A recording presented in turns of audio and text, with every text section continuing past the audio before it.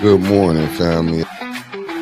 That's what it is. That's what it is. That's what it is. You would think, late as you is, you would have had that together. They did that at the store. They did that at the store, KC, but because my old phone was so old, everything transferred over, but it didn't transfer over and turn on. You see me anyway. Ain't nobody want to see you.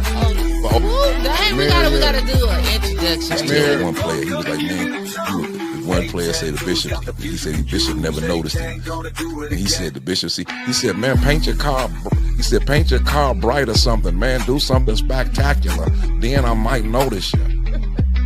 Yeah, so do something to make me notice you, you know what I'm saying? Hello, Flint. Good morning.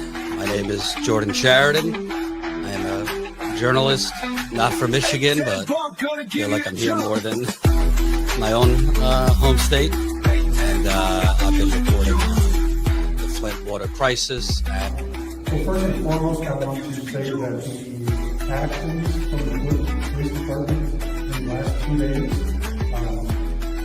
I'm fully condemning the actions that have taken place.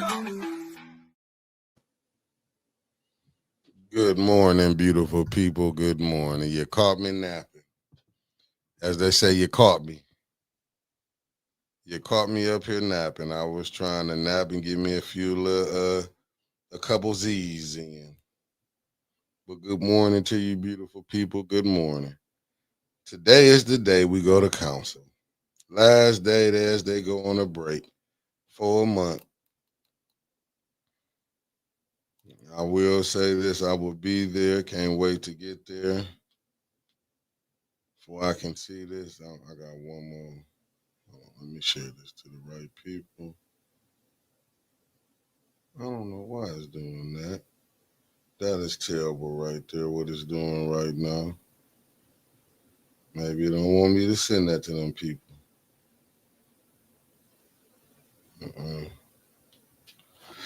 Yep, that's what it's telling me. I don't need to send this thing over there. Because this is okay. Now I can get it out. Now I can send it to all them places. Let me get it here. Let me go and share one more place. And then I can get busy, family. Okay, I done did my due diligence. Y'all smash that like button as you coming on in. As you can see, I'm always going to be on time. The host that don't know time it was a Taco Bell night. Let me get the good mornings out. Avis Hopkins, good morning. Michael B. Michelle Young, Meat Freaks Barbecue, good morning. David B., good morning. Asaya Quill, a.k.a. Mama Quill. Francine Johnson, good morning. Deborah Luna, Debbie Clark, good morning. Alicia Russell, sorry about that, good morning.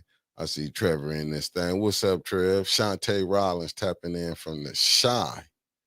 Concrete Jungle, good morning. Love Mama, grand rising to you. Cassandra Scott, good morning. Mr. LC Tuya, good morning. Kobe Fatty, a.k.a. Elizabeth P. Finney, good morning. Terry Nixon, good morning. Salty Chef, what it do? B. Marie, good morning. Cameron Hardy, good morning.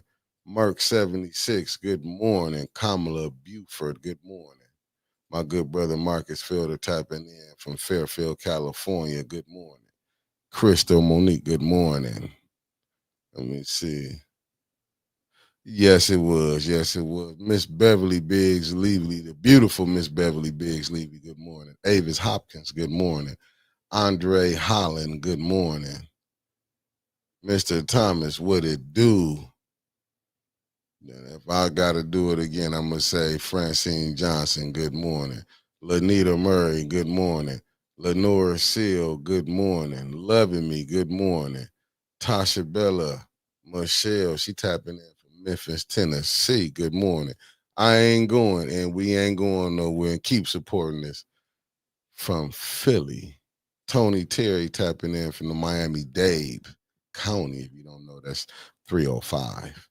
For the politically correct people, 305. R. Murphy, good morning. Thank you for tapping in. Miss Lewis in the building. Good morning. Good morning. Georgia boy, top of the morning to you. Linda Chilton, good morning, beautiful. Good morning. I'm gonna say it twice, Miss Kariza Smith, good morning. Reginald Davis, my guy, what it do? And we got Deborah Luna, always, always showing love to us. Good morning. We got Classy K in the building. Good morning. We got Darnell Dumas, the only Dumas that went to speak about in a good way. Carolyn Hendricks, good morning. Rose C, good morning, good morning, good morning, good morning. How y'all beautiful people doing this morning? I'm here. Let me see. Yesterday interview was very interesting and enlightening. Linda Flowers, since I might have missed your name, good morning. Sorry I didn't say it. Good morning to you. B. Marie, you know what? This is what I'm responding to. I mean, you know what? I just think, oh, my bad. I'm gonna get right back to you, Michelle Smith, aka Ann. Good morning. Good morning. You right. You know what, B. Marie? It was interesting. Cheryl Brody's good morning because I think like a lot of times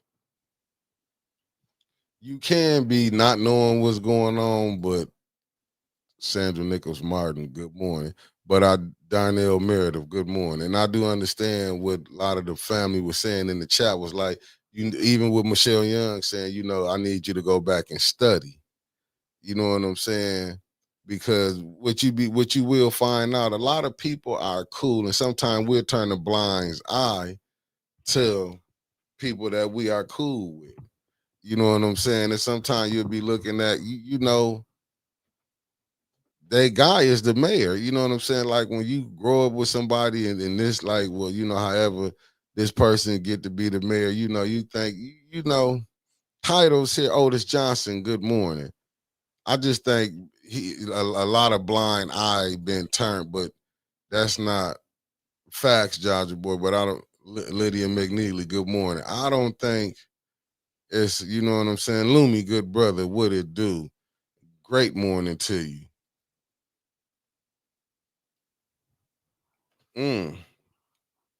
I do think, you know what I'm saying, like his heart, Cameron Hardy, good morning, good brother. I think his heart in the right place, but and I get what would Lumi say? South Florida in the building, Broward County, 954 checking in the chat. I think hey, RJ Cat, and I think that's what it really is. Like, this my opinion. Everybody not gonna agree with who we bring on. Dustin is a prime example. Dustin is not. Some people do like Dustin, some don't. You know what I'm saying? But I do try to, and I see what the sister was doing. And of course, good morning to you, good brother. He said checking in from the 856. Good morning. I do feel like what she's saying, like y'all want to see we could bring these people in. You know what I'm saying? Michael Cooley, the good brother, tapping in from Greenwood, Mississippi, the 662. He said facts put pressure on the Vena. I think the whole system got to be redid. The brother was dropping something. You did, Felicia Martinez. Good morning. Thanks for tapping in, coming from Jersey. And then we got Denise tapping in from Georgia. I think the brother did, like, his thing is he do want to help the kids, but like I didn't want to mess with fires the giving them far as the funding the summer program, because we know that money how that's going. Javier Ellis, good morning. It's like, I get it, because I wasn't here for the whole interview. I had to leave, so I was in and out. I had to bounce and come back. But I get it. I believe the brother heart in the right place, but other than that, he got to come tell his story on how he feel. I do feel like you do got to be Deborah O'Neill. Good morning. Thanks for tapping in. Thanks for tapping in. And y'all drink plenty of water, man, because it's hot as Satan. Miss D, good morning. She said smash that like button as y'all coming in. Tasha Lynn, good morning. Sweet Sweet Cupcake on break, good morning. Bonnie Vanna tapping in from New Orleans. Good morning. I mean, the brother, he told Maria Carter, good morning, family. Good morning, cuz Teresa, good morning. Good morning. Okay, let me see what Casey said. Good morning, bro. It was a good show. Yeah, I liked it. Although he is not very informed on the real goings on. At least he's trying to start. I'm just saying, but we are. But I don't think I think you got a Steve Stratt. Good morning. I think you got to have tough skin. I mean, anytime you can come on here, let me tell y'all something. You can come on here because I wouldn't hear what he said. Delton Johnson, what up, good brother? I didn't I wouldn't hear, but if anytime you can come, if that is what he said, like Liddell was his favorite council person, I can't deny nor confirm it. But if he got on here and said that, look, man, he know this ain't a pro Liddell podcast. I mean, well, yeah, the show that's on this net, on this platform. You know what I'm saying? Javier Jones, good morning, tapping in from Durham. Oh, he said it. Well, that's what I'm saying. If you're not seeing what's going on, that's the only thing. Only thing I didn't. I was like, you cannot be. But sometimes I done been naive, not privy to a lot of things. Believe me, it's things that happen on here that I don't. I mean, what I'm doing. You know what I'm saying? It be stuff I don't be privy to. So I can't get it that you can't you could be not privy to some things. Mr. LC. Now I'm gonna do what I can do, but I'm gonna do it in a respectful way. You know what I'm saying? I get it. Y'all know Wyntis more. She not. That's why I don't be understanding like what people think like. Oh, Wyntis do you like this? She not gonna do that to you. You know what I'm saying? She was more present. She gonna give you a fair. Me, I'm just like, let's just get to it, cause these the questions. Plus, I wasn't here for the whole interview. Detroit boy, good morning. But we do have to get more informed, because the only thing I didn't like, when only disagreement I had with it fires when he was like, it's the council. No, it's both. It's the mayor and the council. You know what I'm saying? You can't. To me, that's what I think that for you not paying attention what's going on down there, and everything that's going on down there affects what's going on in the city. That's the only. You know what I'm saying?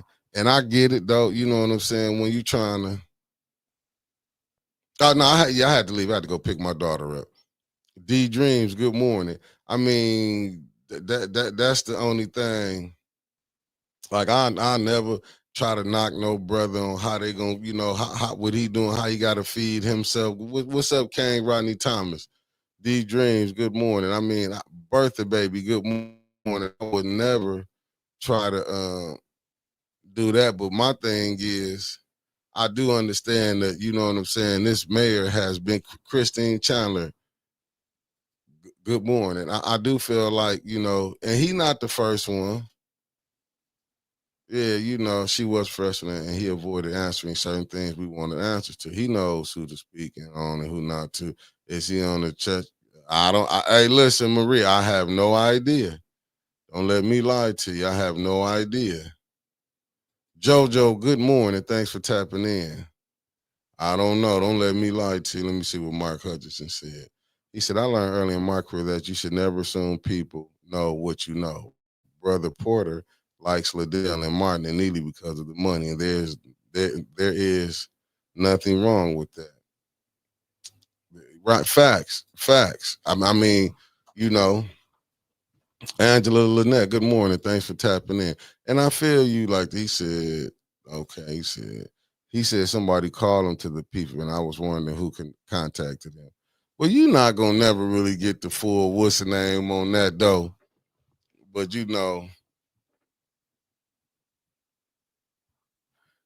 a classy K, and that's what I think too. You know what? Not knocking a brother and what he doing, but it highlights the nepotism and FBI relationships plaguing the city of Flint. And that's what I was trying, and I get it. Like, I don't expect a brother, I would never expect a brother to come on here and dog another man. Like he said, him and I would be talking on the phone. I get it. You know what? Let me see what I don't know if he even likes them for the money. He likes what he knows and what is comfortable for him. I think about it We only knew what we were taught growing up until we learned differently. Oh yeah, facts. That's a good one. And that's what I think. Like the brother, he done did 25. You know what I'm saying? It's like a lot of things. Like I say, I was late on it, but Miss Eunice then tapped in. Good morning, good morning. But I think the brother told his truth. You know what I'm saying?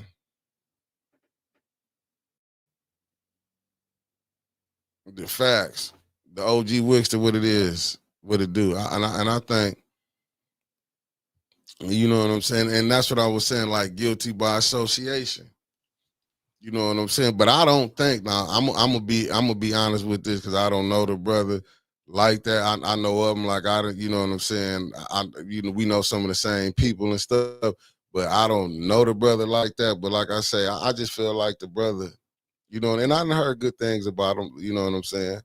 Fires out here, like they, he said he a good brother, but just me personally, you know what I'm saying? Because I done been blind led into things. Let me be honest with y'all. I'm not gonna say up here and say I ain't been blind on certain things, and it have came back and bit me in the ass. Let me be honest with y'all. But then we also got to look at the perspective that he getting it from. He getting Erston Young, what it do, good brother? He getting it from Liddell. Like when you see, because it's like certain things that he was saying. Kenneth, good morning. Like I was noticing a lot of things, but it was his what he from how he seen it.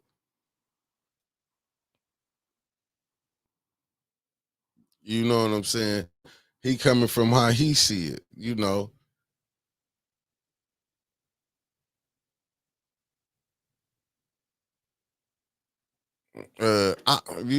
Mister.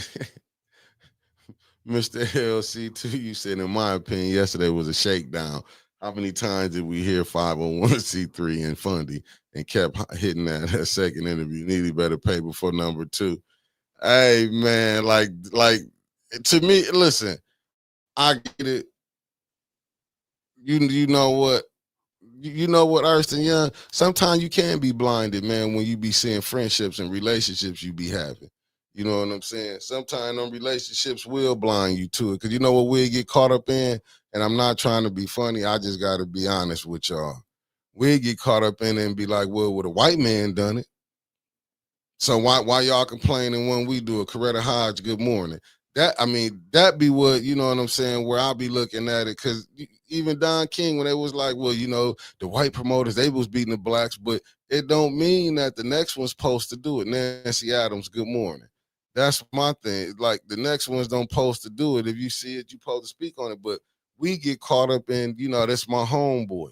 This my friend. So we tend to overlook things, because it was like the things that he did was seeing. It was a lot of things that he was missing too.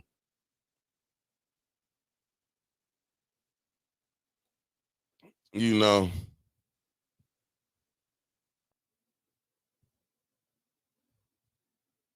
Hey, listen, Wix. I ain't gonna listen. One thing I ain't gonna do is trying to stop nobody hustle on what they doing. I get it. His thing is he want to help the kids. It's just I get it. You know what I'm saying? I never stop nobody on what they, you know what I'm saying, what they doing. Even when Fires, he found out that was his cousin that got threw down at the Wilson name, but it was a lot of things that, like I say, Flint is only yay big. I'm not gonna, I ain't gonna sugarcoat it. We know what's going on, but I get it when you getting it from your side of it. What side you going? You know what I'm saying? That's what you're getting it from. We can come on here all day and say I don't support this person to do none of that. You know what I'm saying? I get it, but having friendships, like you see it, look, man, everybody know everybody here, man. People have relationships, and we know the game is the non-profit game. So it's certain things you're gonna have to do. You know what I'm saying? If you want to go ahead, we can play neutral. That's just like you see other people from the other side. They'll play neutral. They ain't gonna want to cross. You know what I'm saying? These be friendships, and I get it. It's hard being in the position where you got, you know what I'm saying, how these people play here, man. You speak on the wrong shit, not only can they ruin your life, like I'm taking a hell of a chance. I'm not gonna say I'm taking a hell of a chance. Well, me bringing Dustin on. Don't get it twisted. like it's probably not repercussions coming. You know what I'm saying? Certain things with, I mean, on the aspect of probably being froze out of getting money. Eleanor Wicker, good morning. Irma, good morning. Thanks for tapping in. Yeah, I mean, but you know, and that's just how it is. Like, believe me, this is Kyle. What up, brother? I mean, this is the things that you come with. You know, like I said, I didn't get in it to make friends. You know what I'm saying? Jonathan Joy, what it do, my good brother? Like when you start saying certain things, because believe me, Dustin, like I said, he telling his truth on what he going through. So you know what I'm saying? It's a lot of people that he done called out. Don't get it twisted. Frank Manley, my guy.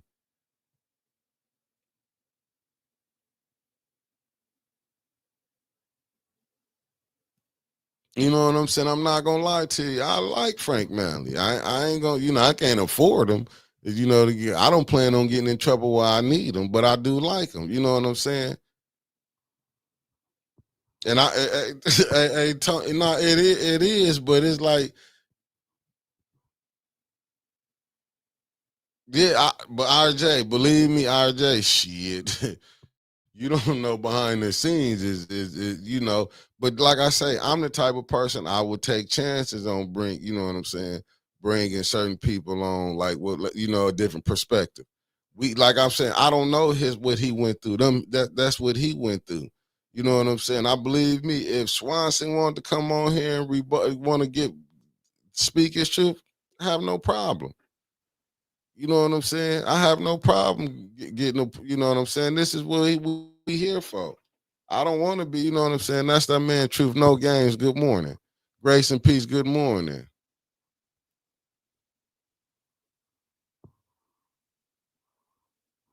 Yeah, right, Deborah Luna. Yeah, the names he dropped, it spoke volumes. And it even called out some blacks that we know. You know what I'm saying? I'm not gonna say I was friends with everyone, but it was things that was out there in the public, though. You know, I'm not gonna say it was out there, but that was still that man truth. You know what I'm saying? What he going through? Who am I to say? You know what I'm saying? All we can do is present it to the community, take it or let it alone. You know, take it or let it alone. We see the situation what we going through here. This ain't nothing new. We seeing, like, I mean, it was gonna be hard. And going back to the brother Port, it was gonna be hard for him to come on here and say, like, you know, Liddell, you know, far as it was gonna be hard. Even with him saying, because I wasn't here for that when he said the Weaver team wanted to pay him. Man, that was something that was something right there. Was, you know what I'm saying? When I got told, I was like, damn. Not the point that they, you know, the real part that spoke out to me, they was gonna pay. I'm like, damn, y'all pay everybody but me. But that's another story. You know what I'm saying? So that let you know, far as how people roll around here.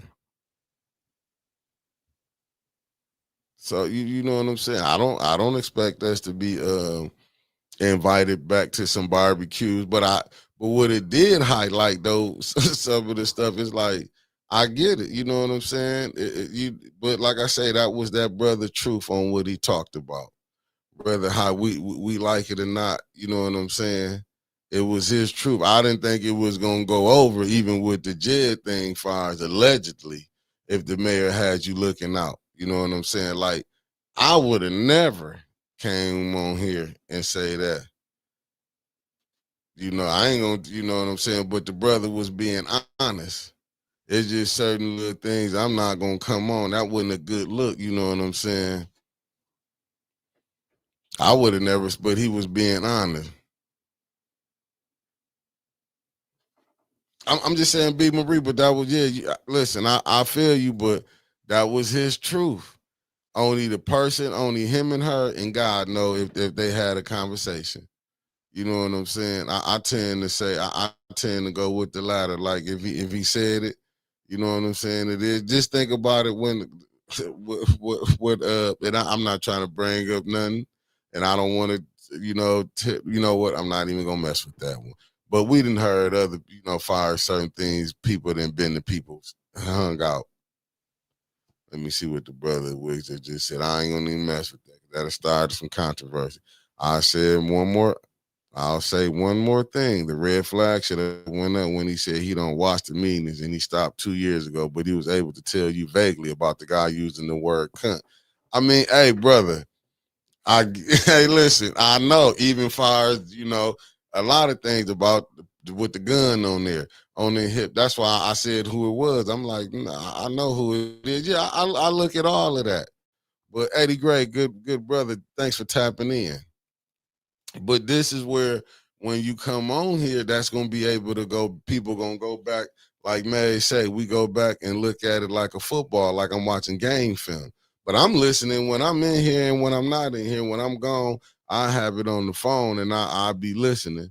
You know what I'm saying? Sometimes I'm in the car, but like I say, that brother was telling his truth. And right.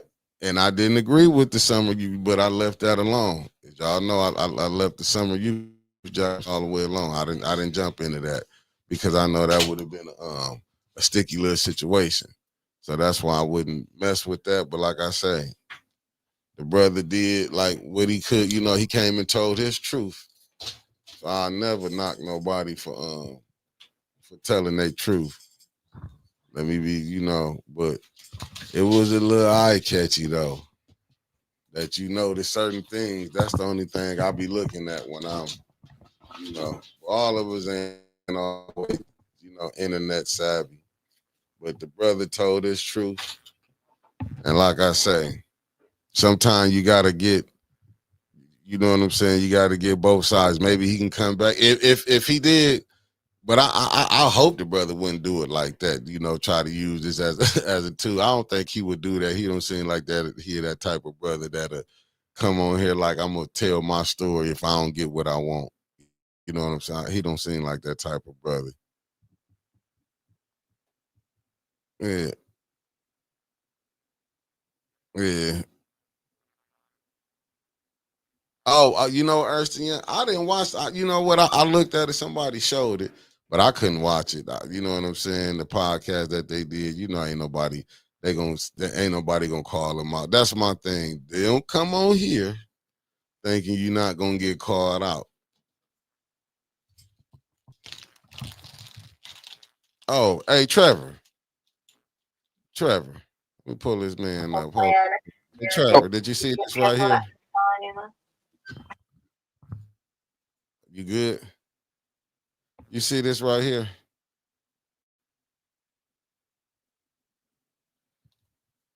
Yeah, we got to get that together. Now the ops is using. Y'all ready to come on? Okay. The ops is using what?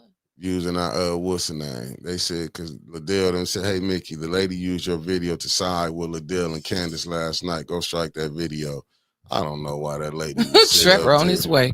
I don't know why that lady would do that. That was Joyce McNeil. I don't know, but I don't know. She looked like Joyce. B. Marie said if he did, make sure we get that 30%. Will do. What happened? What's the discussion? Huh? What's the discussion? None. It was nothing. Nothing. You was just sitting here talking about nothing. No, I'm talking about the lady that they said, the Candace and Michelle. Yeah. I said Candace and Michelle. Them the same people. I meant to say Liddell and Candace did. Some lady did a podcast last night. And the lady, I guess, clipped the video. They used video footage from 810. They didn't want to do the video. Well, if you're watching, lady, you're about to get it. You're finna get it. So I hope, Liddell, y'all can reach out to that beautiful lady because the strike is coming today. It'll be here in probably in less than 4 minutes. What's the name? Who got the podcast? I do. Because one of the bumpers sent it to me. Send that to Trevor. Just send it to Trevor. For Trevor, we can get to work. That'll teach her. Hey, lady. When you play games, I know you don't want to get that strike on your page. What's up, Pastor Nicholas J. Gaddis in the building? And the Gaddis clan. I know they only have 4 viewers. I don't even be really like hating the game, but since she didn't want to, you ain't gonna use my video and then not gonna be fair, and you gonna use it to try to hold up with another person. You're out of there.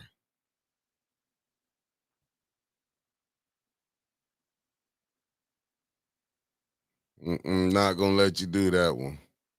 Did you check the what's the name? The weather. Did you get that inbox?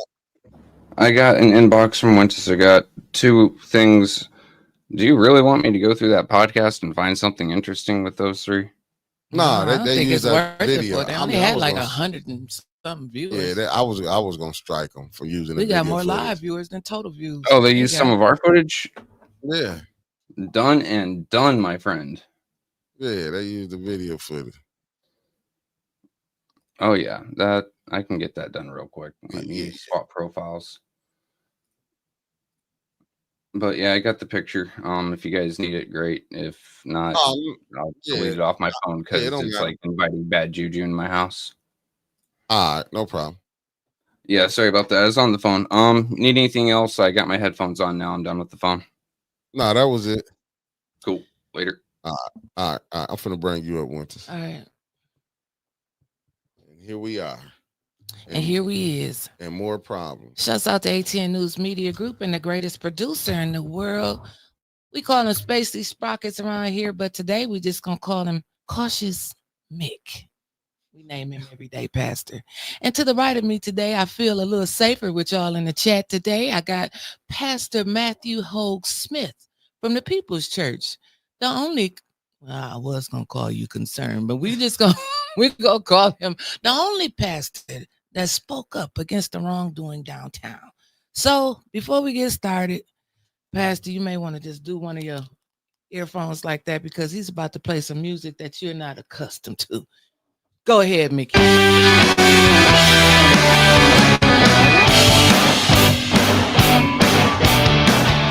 gonna play the whole song. We might as well find some lyrics for the weather. This is our weather music. She's a part-time, don't show up podcaster in the Weather Girl. All right. So right now it's 85. It feels like 91. We got a high today of 97, and tonight it's just going down to 74. We have an extreme heat warning from now until 8 p.m. So what else?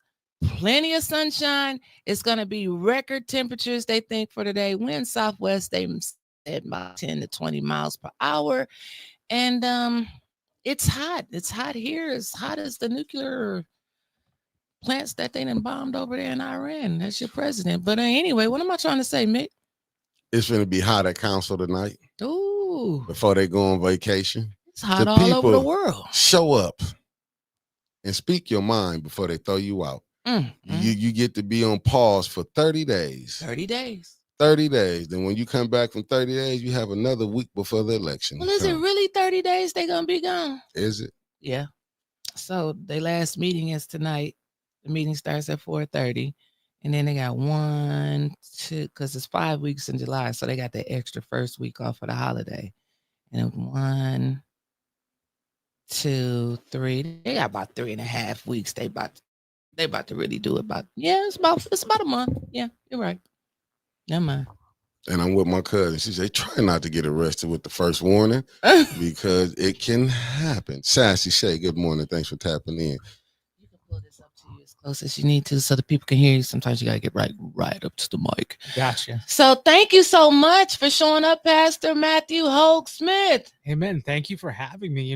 Just having this platform, being with the people, and any day that I get to spend any time with the Flint people of Flint, I'm happy. I always say, I might be this congregational pastor with this church, but in the people's church, it goes beyond our 4 walls. If I'm not with the people, then it's not the people's church. If I'm not listening with the Are you a pastor? I am a pastor. I don't sound like the pastors I've been listening to. I'm like, he sound concerned, don't he? He sound really concerned. Yeah. So I'm an ordained United Church of Christ pastor, but we're an interdenominational church. If you know a little history of church history in Flint, we are the historic Woodside Church before we became the People's Church. So we're an interdenominational church. We're Baptist and UCC. And the good thing, and I think you'll see the difference is, I have no authority in my congregation. Wow. And our polity, I can my authority comes from the people. So I can get fired at any minute. I can't make any decisions in our church. Your name not on the checkbook? Nope. What? Nope. You got to be kidding. You ain't a pastor. No, you ain't no pastor. Can't Putting be your a name pastor. not on the And checkbook. you ain't trying to get no money. It's not about, oh no, I took and my folks listening, I love what I do and the pay that I get. I took a pay cut to come to Flint because I love this city. The minute that I came and did tours of the ward, I came from a church in Connecticut, and I toured all of the wards and just fell in love because I'm from the Midwest. I'm just outside of Cleveland, Ohio. Okay. Grew up poor white. I grew up in a trailer park right outside of the steel mill, the abandoned steel mills. And when I came and visited Flint, I said, "This is home." Everyone, and I named it in one of the city council meetings. Everyone talks about death in Flint. They talk about all the decay, but the reason that brought me to Flint is I see the resurrection. I see the beauty. I see the grittiness of the people, and that's what truly brought me to Flint. Well, we trying to get out, and you coming in. I'm just saying. I'm just saying. Well, I hope y'all won't be too hard like y'all was yesterday. Ooh, y'all know y'all a rough crowd. Damn, y'all a rough crowd. I'm already seeing in here. I think they love the pastor. They like the pastor. Yeah, they Thank like the you, pastor. Jesus. They just don't like some of the people you bring on here. But look with me, I told them with Dustin, they didn't like Dustin. Like everybody's, you're not gonna get a couple. That was his tea. idea. And I said it. And that's what I told him. I said, but you got to bring different. You got to bring different. Because you can't just have it all, the people that you like. You're going to have to bring people, and you know what I'm saying? You got to get different perspectives. That's why I think bringing you in was a hell of a thing to do. Because you ain't like the pastors that we just been seeing that be standing with the mayor. You know what I'm saying? I'm just saying, I'm being honest. That's true. Like right now, it's and don't get me wrong, it's good pastors out here. Let me just say that first of all. In all religions. It's good pastors out here. It's just that the ones that get highlighted is the ones that's for the money game. They get pushed out in the front. I ain't gonna say no names, Chris Martin, but I'm just saying you get people like that pushed out in the front. It's like it's a bad thing. But then we get people like you. I can even say Jannar, like y'all don't get highlighted. The ones who doing good, y'all don't get highlighted. Yeah, and I was telling Wyntis when I was walking in, I've only been in Flint for about a year and a half now. And within my first 6 months, it was around the 10th anniversary of the water crisis. I helped lead the march and organize the goings on during that. And I'd say within 6 months of being here by certain members of the clergy here in Flint, I was already named the false prophet of Flint. A, because I'm white, B, because I'm gay. So you have this very, charismatic person coming in, you white? Oh. It's like, what does that matter? But historically, you look at it, a lot of, just in my own research, a lot of the white pastors don't speak up a lot in Flint. No, they don't. So I think it's something new for these group of pastors to see this white pastor standing up and saying things. But I think there's history in our church history of our pastors doing that. Look at Woodside back in the 50s and 60s. We had Reverend Dr. Franklin Elmer. He led the civil rights marches in Flint during the civil rights era. Wow. And was calling on the white churches to do that. So it's nothing new for the city. It's just history is repeating, and we're finally getting the traction of it. But to your point, I think there are good pastors. I think what we have to realize as pastors is that we're human. And the minute that we realize we're human and there's no ontological shift when we become ordained, we can understand our fallacies as human.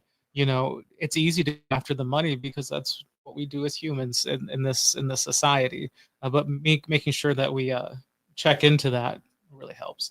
Do we seem fuzzy on the screen, or is it just the laptop? Is it clear over there to you? Hold up, let me see.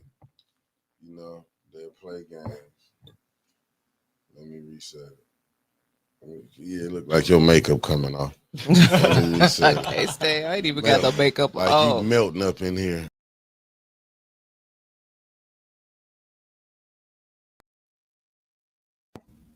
My man just ran off real quick to go fix everything without no warning, no nothing. Oh, here he comes. Maybe there he is. Man, don't leave a blank screen. Yell at me to get up here, buddy. My bad, Trevor, but I I don't know what was going on. They're playing with us on internet now. Okay, we good now. Okay, good. We back. Oh yeah, I'm sorry I was late. I was catching the end of Tanya's show. She just went off about 30 minutes ago. And she gave you a shout out. You Satan. That I'm not Satan. I'm gonna mess with it until I feel like unmessing with it. She did a long show. It just went off about an hour ago. So Tanya did an all night special. I can't with you right now. No, I had to say something. Shit. I can't. Shoot, Pastor, shoot. That's what, it's totally fine. I always tell folks, I'm deeply human. I always say that I'm saved, but my mouth isn't. So, I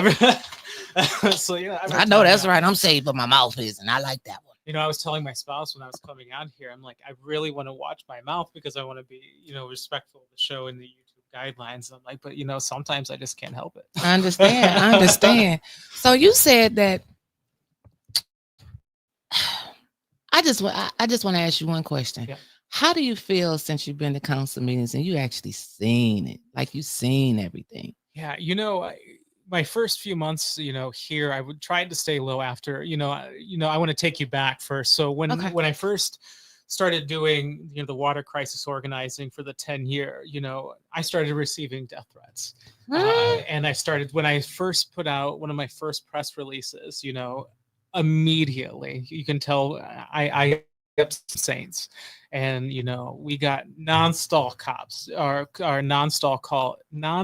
calls saying how I'm the false prophet of Flint, and how I'm going to get what's coming to me and things like that. So I took some time to lay low, but I was still monitoring a little bit, and then I finally got my ducks in a row, and I went to the first city council meeting, and I'm like, what in the hell is this? This isn't for the people. Regardless, and I name it a lot of things. I'm not for any faction of the city council. I think we work better if we work together for the people. But it's organized chaos, and my hunch is there's money in chaos, and there's people's agendas who can be pushed through in this chaos. But we're here. And one of my major concerns is, after saying this, is there's so much trauma in Flint. There's just so much trauma, and people will just say, well, people are acting ignorant and in the city council meetings. They're just being agitators. Why are they yelling? Look what they've gone through. We don't have where's a voice saying, hey, they're just traumatized and they don't feel like they're being listened to. And what would it look like instead of having that response, and then you throw them in handcuffs? Where can we, they first, what really angers me is that every single meeting they read the disorderly conduct phrase. One time I was there, it was the prayer. Why can't it start with like, hey, we've been through some shit.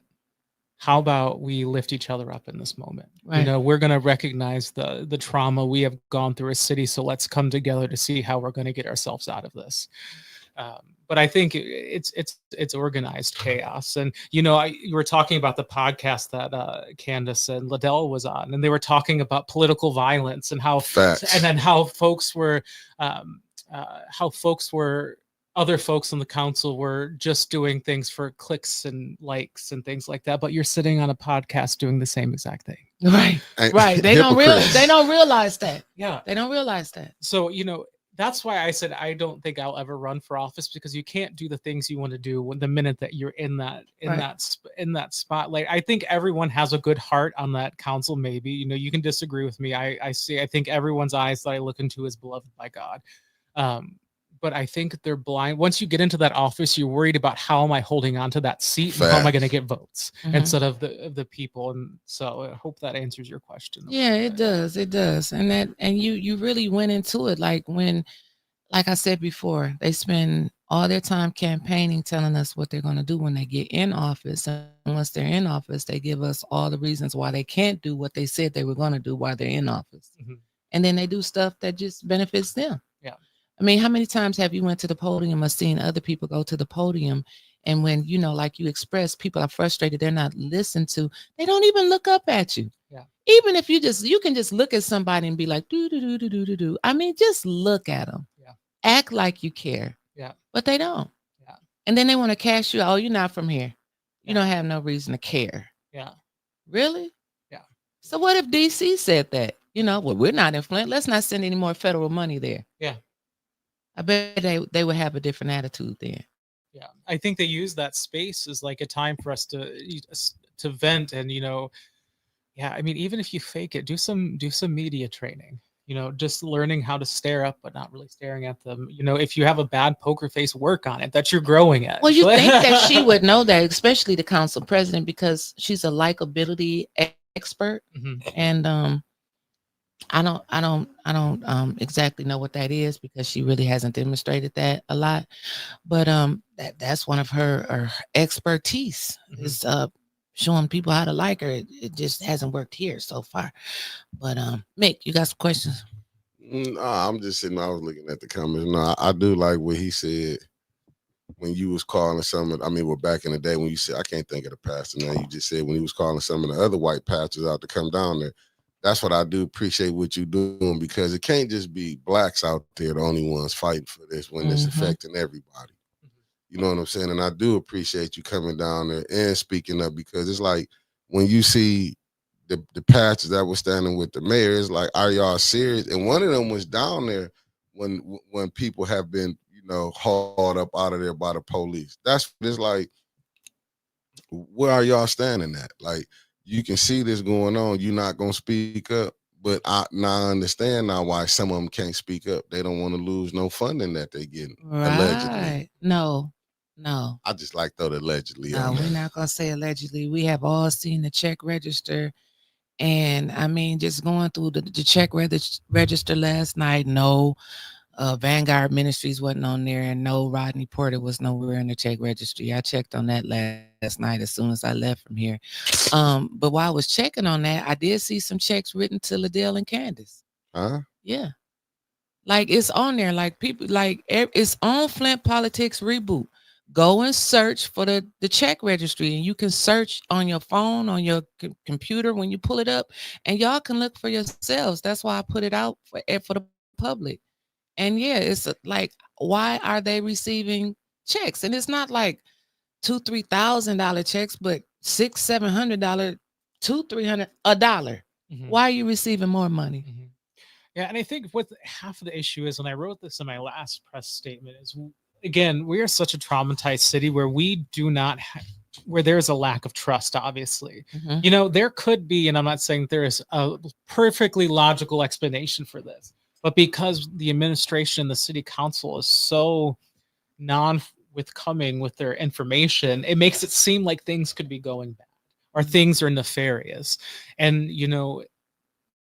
what I think the city needs is a really good PR expert who can really go into the communities and really start building that trust. I don't think any administration, any city council will work functionally in the city until there's a base level of trust. And I think you can't even start. How can you trust when you're hurt? How can you trust when you're still fighting for your life, still drinking, can't even drink the water? Right. We're trying to, it's the same thing with the concerned pastors. We need to heal. We need to make peace with this, as folks are still in the hospital and jail being yanked out of cars. We can't heal until we name these things. And just because we name it, it doesn't mean we're shooting arrows at you. It's just we're showing you where we're hurt at. Mm-hmm. And I think we have some folks who aren't good at receiving that feedback. Absolutely. I absolutely 100% agree. And I wish it was more pastors like you in the clergy that would just stand up. Not necessarily pastors, just ministers, period. Like where are they? If it was a big call, like, we're going to give each pastor $500 if they come down here, it would be full. It would probably be a line out of City Hall.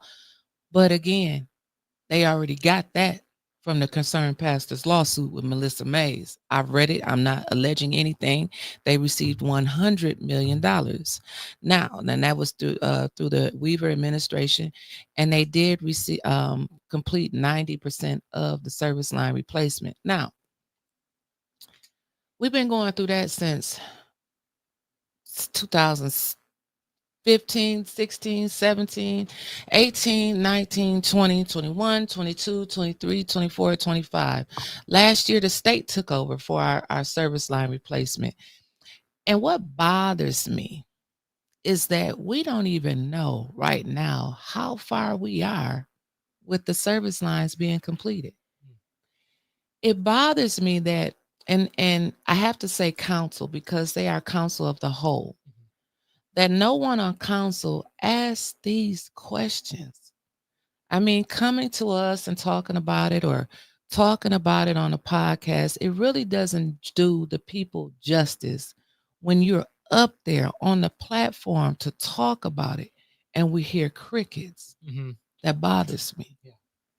So I don't know how to address that. What do you think about that? You know, I think it's just having the bravery to name that. You know, it's kind of like I said, there's a trust issue in the city, obviously, and I think rightly so. And then the more you stay quiet, the more you fuel into those trust issues. And I think it's just boldly naming it, no matter what the consequences could be. We're a 501(c), but I know what we can and can't say. You know, I can easily sit here and say, no, I'm speaking as Matthew Hogue-Smith as the independent, and I'm going to go down to City Hall and name these issues. Sometimes I think we hide behind, especially here in Flint, we hide behind our 501(c)s a lot when we don't want to have those tough Everybody discussions. has one. That's the only way you can get anything with a 501(c)(3). But that does what folks think though is that, you know, once I receive that, I can't be vocal and I can't do things. I can't make my voices known. But to your point, Wyntis, I think you have to just do it. Name it, continue to name it. You know, it's I was a community organizer before I was a pastor. It's, they're hoping, when I say they're hoping that we just quit. They do. They're hoping that we just give up. You know, look at this last council meeting when they went into the executive session. You know, that's political theater. Right. You know, and I think the whole thing is political theater. 100%, and just waiting it out. But if we are able just to sit there and say, okay, I got time, you know, and I'm going to still say what I'm going to say. I'm going to continue to name it. And that's what I would love to see, you know, in our, at some of our council meetings, is if we can get focused and get out some talking points of what we're demanding. You know, let's focus our anger, let's focus our hurt into change. And we have wonderful organizers in our city. And I'm wondering, you know, how can we get us all together in a room to talk and to help get our city through this? But we do have some bad apples that we got to kind of glean over first before we can start doing that. And that's what I was going to say, because going back to what Wyntis was saying earlier about the concerned pastors getting that money, Melissa Mays getting her money with these activists. You don't really know who really an activist and who acting. Good morning, Maxter. You don't know, Queen Anifa, good morning. You don't know who really, because as you can see, when the mayor called, how many showed up? That's like the ENA board. You got the ENA board member, an ambassador, ENA board member, and then ward ambassador that got picked up out of the sky, got made up. But she on ENA board member, you got an ENA board president. When your member not even looking, like, how can you say you the president of this ENA board when you got a member who calls to the beckon of the mayor when y'all supposed to be what keep him in check? Right. Yeah. You know, it's just so much. And I think, I don't think I don't think the issues in Flint, you know, I say this, you know, a lot of the issues going on in our world today. This isn't a singular party issue. This isn't no singular ward is going to be the savior of this issue. Right. You know, it's going to cause everyone to come together. And that's why I always particularly love to name drop. This is why I love Claire McClinton right now. Because, you know, she was the first organizer that came and swooped me up because we have history with the Flint Democracy Defense League and People's Church, swooping up. But she's doing something interesting that she's able to organize the poor white and black and brown voices. When I went to city council, I'm looking at the like, this is an interesting organizing moment because not everyone can do this in this political climate right now. Right. And what we need to do is more of that. Whatever, I think there needs to be, and I love her to death, there needs to be something written on her organizing strategies. I just wanted to throw that out there. The more that we're able to organize like that, the more we'll be able to do some stuff.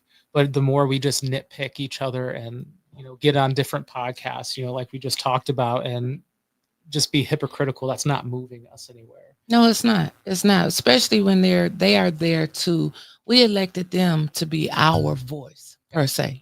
Everybody got together.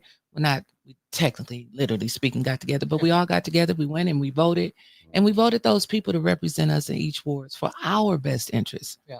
My interest in the first ward may not be the same as the interest in the ninth ward, but they're all up there to represent us. And it seems like along the way they forgot. Mm-hmm. They forgot the mission. My opinion is that it won't be any type of togetherness, no matter when Miss Beverly Biggs win that third ward seat, but still, it's still going to be the infighting. Yeah. 2026 is going to be the year of change. Mm-hmm.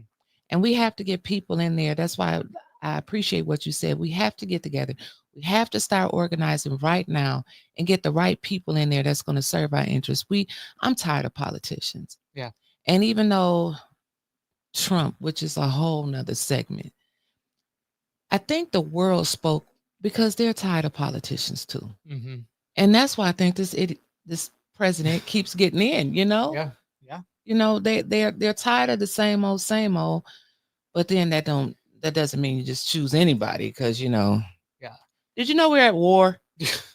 Yeah. It's funny, and that you can be in a press conference and say that you love God and then drop a 40-ton bomb at the same voice.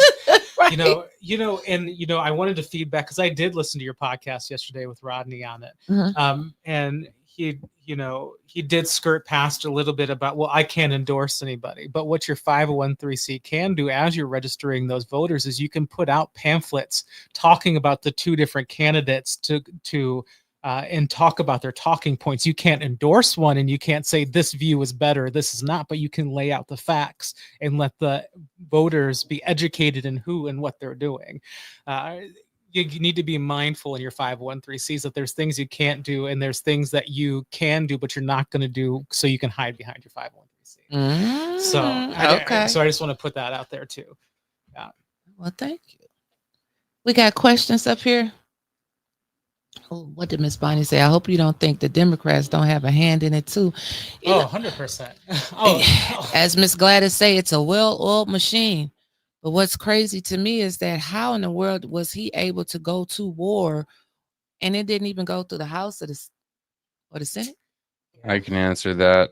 Come on up, Trevor. Come on up, baby. The president has the ability to make war without declaring war. It's to respond to threats to the country. It's been that way since, I believe it was Thomas Jefferson sent 6 frigates to fight the Barbary States back in, I want to say 1798. So the president can deploy forces anywhere in the world and make strikes as he wishes. However, after a certain period of time, he does need congressional approval through the War Times Act. I think it takes about a month. Right. So he can have U.S. forces anywhere in the world fighting for 30 days before he needs Congress approval to continue on. There you go. Well, he can do it for 30 days. So did you also hear Trevor? Where'd Trevor go? Back down to producer. I'm up and down. I'm sorry. I'm copyright striking the hell out of Liddell Lewis right now. Well, everybody that's here. So is it true that China and Russia are supposed to be meeting with Iran today? Like they're coming together? Yes. I heard that. And you know what? They're allies.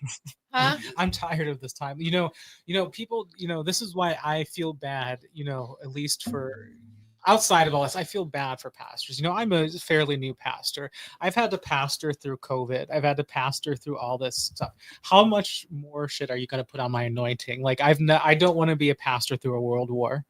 Well, Pastor, I hate to tell you, but some folks, especially those right now, were born too early to deploy to the Middle East, too late to deploy to the Middle East, but born just in time to deploy to the Middle East. It seems like the U.S. is always going to be doing something in the Middle East. 100%. You know, I come from a military background. Both my brothers were in the military. My oldest brother just retired after 35 years. Wow. And my youngest brother did 2 tours in Iraq. Really? I wanted to join the military, but they had a Saving Private Ryan moment where none of my brothers had kids, so I wasn't allowed to join. So. Okay. Yeah, it's kind of hard to tell a family that their entire next generation and possibly their entire family line is, extinct now. Yeah. Yeah, it's working for money. You know, even a lot of so I did some border work down in the Sonora in Arizona.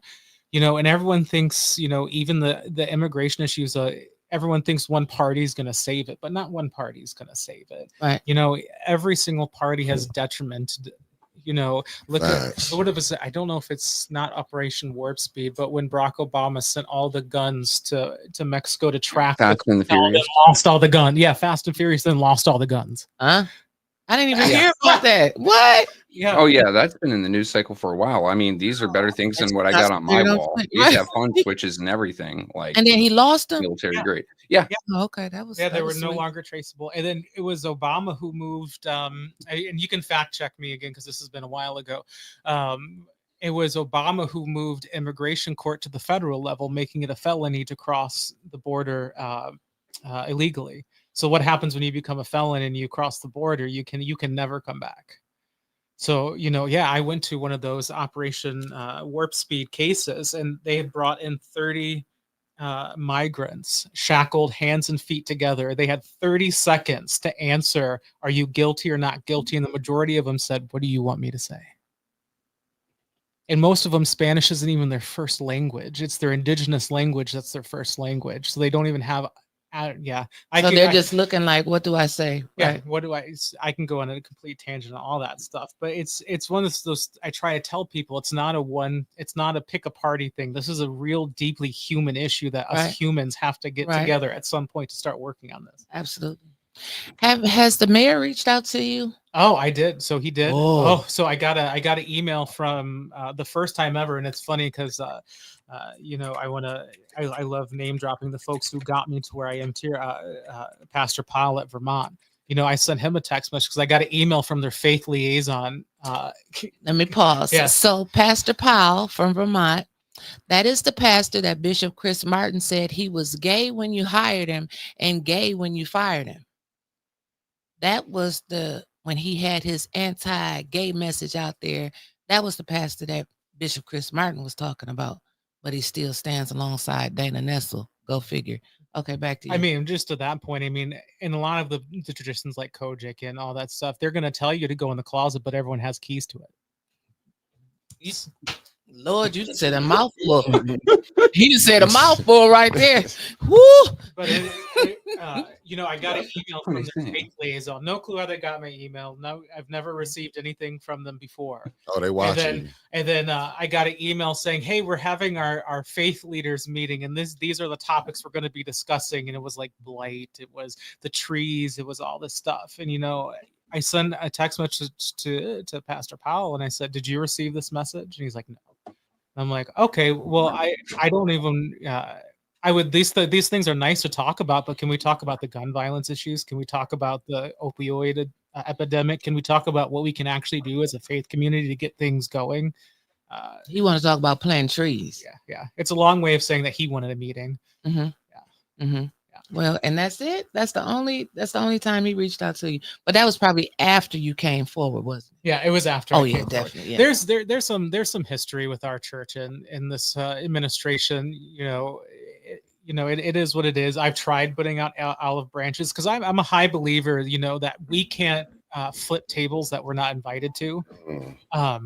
So, what does it look like if I can at least get to the table so I can flip it? And then we get to the flipping, but we never think about what happens after the flipping, that we actually have to build something. Because Jesus didn't just flip tables and say deuces and leave. No, he walked with the people and showed them a better way of how it's supposed to be done, how it's supposed to be done in the temple. We can flip tables all day, but we're just creating chaos. Right. I've tried reaching out multiple times with Olive Branch saying, hey, I want to come voice my concerns. How can we work together? And it's just nothing. That's a shame, but that's Flint. That's what we get here. I'd blame that on politicians, to be honest with you. I mean, no politician is going to call someone up and stand side by side with them when it happens to be something they disagree with, right? Right. Like, the mayor's never going to say, well, yes, we have been weaponizing the police against the people in Flint, and it's been on my directive. He will never say that. So he'll never stand up there with the good pastor here. Mm-hmm. And that's why, I have my own beefs with weaponized police. I think there's a bigger, deeper issue with police violence, especially against Black and brown bodies. But what I particularly don't like, especially in Flint, is how our politicians weaponize them and how they, they say the quote unquote good apples, is you put them in this place, you create this bubble of where this tension is going to be, where this violence is going to be, and then we're going to make sure we have 9 officers there. Mm-hmm. And that's crazy. More officers at council than in the streets. There you go. Yeah. I mean, I've told this story a couple dozen times, but what was it, 2023, when we were on Lippincott, Juneteenth, a girl got shot in the head during a block party on my street. And I sat there, I called the cops for hours just because, hey, there's a bunch of kids doing illegal narcotics, drinking, partying, fighting out in the street. My neighbors called, my mother-in-law called, my wife and I were calling at the same time. Cops never showed up until a body hit the ground. Mm-hmm. Yep. And we've been told, well, it's because there's a lack of police presence. There's not enough cops, but somehow there's enough cops to throw 9 in city council chambers. Mm-hmm. I mean, same way I had, and this is my church is downtown. I had someone threaten to, a group of people threatened to jump me. And I called the police. It took them 45 minutes to get there. I got in an accident. It took them over. I was already at the hospital by the time the police showed up. That's how mine was. They didn't, matter of fact, they didn't come to I take that back. It was 4 hours when they got there. 4 hours. So, and let's don't even talk about the break-in when I stayed in the 6th ward. They say, is everything cool? Yeah, we'll send somebody out. That person came out 2 days later. Like we had when we stayed in the 6th ward, man, I had a person shot in the driveway. Like, man, listen, that 6th ward, they say what they want. That 6th ward is active. Mm-hmm. Mm-hmm. And this is why I told city council the last time I spoke is, I think it's okay if we can go up and we can bitch at city council. We can tell them what our issues are, but if we can offer some solutions, give them, so that way it's on them if they don't want to act. So when I got up there, I was reading the city charter. I'm like, hey, I would love for you guys to start a task force because you're given in the charter this permission to do this. Start a task force on gun violence and opioid epidemic. And everyone, after my speech, they smiled and just nodded. I'm like, no, let's actually get to work and let's do something. Yeah. I got really offended, just personally, when the fire chief got up and started talking. Well, we just saved lives. Was on the tip of my tongue. For the opioid. Well, it's bigger than that. We respond. We show up. We are a reactive city. How come we can't be proactive? Yeah.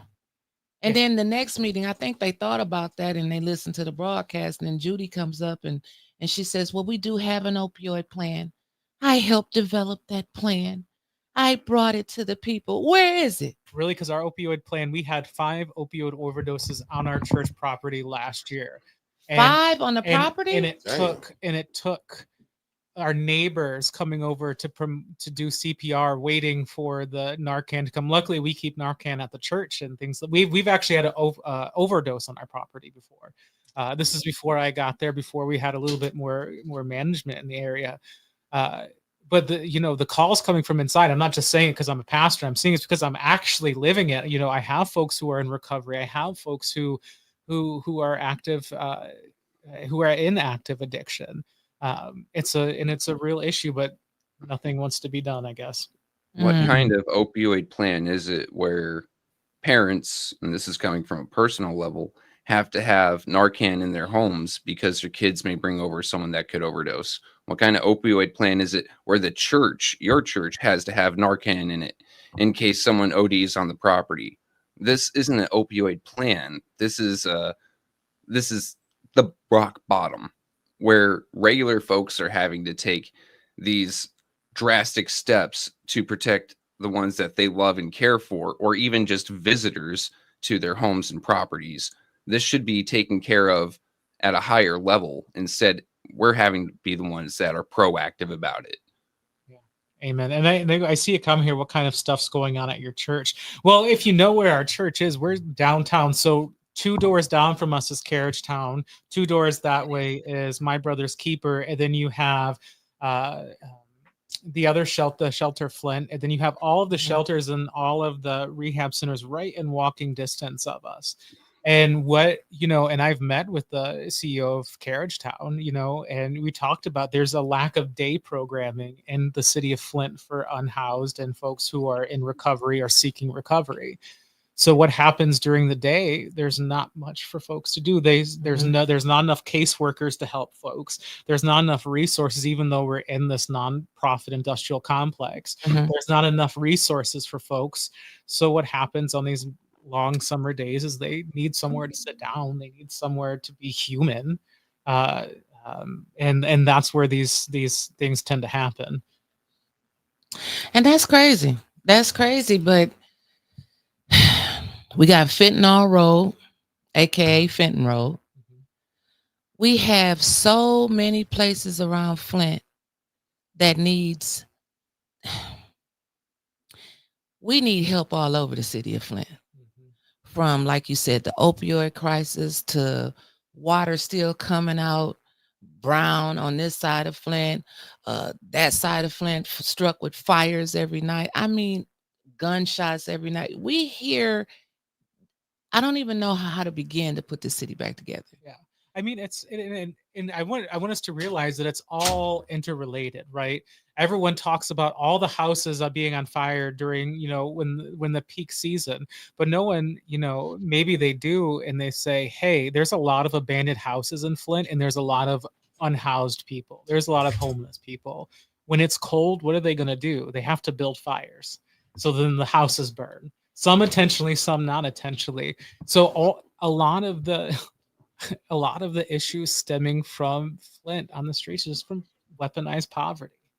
And when we can start really getting gritty on that work and naming that work, that's why I always tell folks during the wintertime, well, there's another house fire. I'm like, there's probably people who probably needed services that the city's not able to provide right now. Yes, I don't condone that behavior, but also there's something deeper down in there that we're not talking about.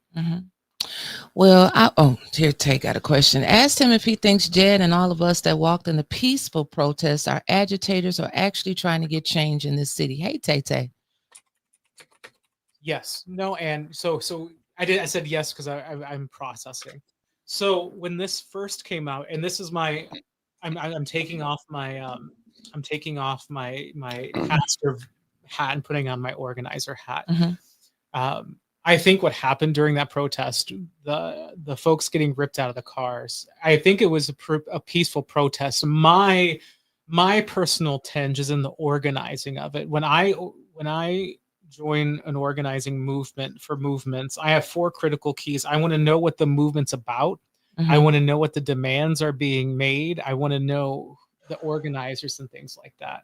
So my critiques of the protest are more organizational wise, what was the intention of it?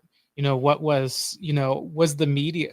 So when we organized the 10th annual march, we made sure that the media knew what we were doing and why we were doing it, so no one had a chance to spin it. If that organizing moment was a little bit more solidified to where we could have known what was happening instead of letting the administration and the media run with it, that's where I'm at. But no, I think it was a peaceful protest. But he controls the media. Yeah. The powers that be, they like to tell us. See, this is what happened with, I want to give another example. So with the 10th March, Neely wouldn't give us a permit for it at first. And then out of nowhere, I had our admin call for another permit for it, and he said, yeah, well, his office said, okay, we'll give you the permit. So they gave us the permit for the march, and then it was announced that he was going to have an event where they toured the water plant, where they said, okay, we're going to have this grant during the same day, same time as the march. So what I did is I sent out at least 30 press releases to every single major press, and I said, hey, they all went there. No, they didn't. They didn't. They all came to the march. We had about 25 members of the press at our event, and he had one reporter for WNEM. Oh, he was pissed, I bet. Yeah. So it's the way we can smart organize. Again, it's nothing against the movement or that protest. My thing is, because I'm a type A planner, it was just the organizing of it all. If there would have been stronger messaging, because my whole thing is I want to see every single movement coming from the streets be successful. I want to see the people raising their voices. I want to make sure the people have the tools that they have. I mean, any organizer knows that if you have a non-permitted protest and you have cars driving on the street at a slow pace, that's an act of civil disobedience. Any organizer can tell you if they don't get out of the car, they're gonna get ripped out of the car. That's just crazy, though. But we should have compassion, as police, and they know they weren't impeding any traffic downtown. There's no traffic down. Your church is downtown. Yeah. Sunday downtown Flint is pretty much dead. Yeah. So again, that's where, and me and Claire had a long talk about this, and I even told her, I'm not above myself to saying that I was wrong, but yeah, I was wrong about some points, but I still stand pretty firm on the organizational level of it. Okay. Yeah. Mick, we got more questions in here? Not right now. They talking to each other. Okay, well, let me keep going. So, Pastor, I got you sitting here, and we got about 250 people watching now in the chat.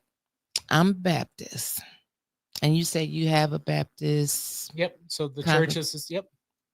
So my church, along with a lot of the other churches here in Flint, are a part of the National Baptist Convention. Mm-hmm. That just happened in Montgomery, Alabama last week.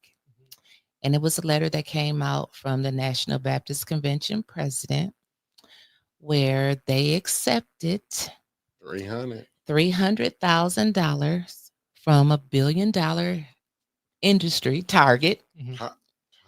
Target. They cut a deal with Target to work with them. The churches and the pastors are going to work with them, blah, blah, blah, blah, blah. Now, the National Baptist Convention members are made up, I think, over 7 million, maybe 8 million people. So I was a tad bit disheartened to hear that they took anything, anything at all. But hopefully the $300,000 was just like a first payment, because I can't believe that they just, let me read this. Press statement from the National Baptist Convention USA President Bozie Kimber. So the National Baptist Convention USA highlights Target Corporation partnership during National Convention in Montgomery, Alabama. The National Baptist Convention USA is committed to ensuring that corporations that do business in our communities give back to help rebuild and stabilize neighborhoods. The partnership with Target Corporation is based on our shared commitment to community empowerment through small business and entrepreneur development, investments in education and student support, and workforce and skill development that unlocks growth across our communities. The National Baptist Convention USA has been clear about our expectation, and Target senior leaders have responded in a very positive way. We are working on a 3-year plan that will be very beneficial to the African American community. If I thought Target was not sincere in their commitment to the African American community, I would be the first one on the picket line. Our communication with Target has been at a highest level, and we are continuing the dialogue. With the federal government making deep cuts in education, healthcare, and other essential services, we know the Black church will be called upon to stand in the gap. Our outreach programs serving both our congregations and the broader community must be fully resourced to respond to the need. I am proud to say we will answer the call. Target's generous donation will help us provide scholarships, support senior citizens, and invest in entrepreneurship programs that uplift our people and the future. The church must be a beacon that meets the spiritual and physical needs of our members. Through partnership with corporations like Target, we are better positioned to fulfill that mission. The National Baptist Convention USA remains steadfast and is committed to holding corporations accountable to ensure African Americans receive equitable opportunities in contracting, employment, and other vital areas of investment. The National Baptist Convention USA was founded in 1886 and is the nation's oldest and largest African American religious convention with over 31,000 churches and 7.5 million members. Sincerely, Dr. Bosie Kimber, President of the National Baptist Convention USA. Not to cut you off, you know what that average out to? What? 31,000 churches. What? $9, a little over $9 and some change. That 300,000.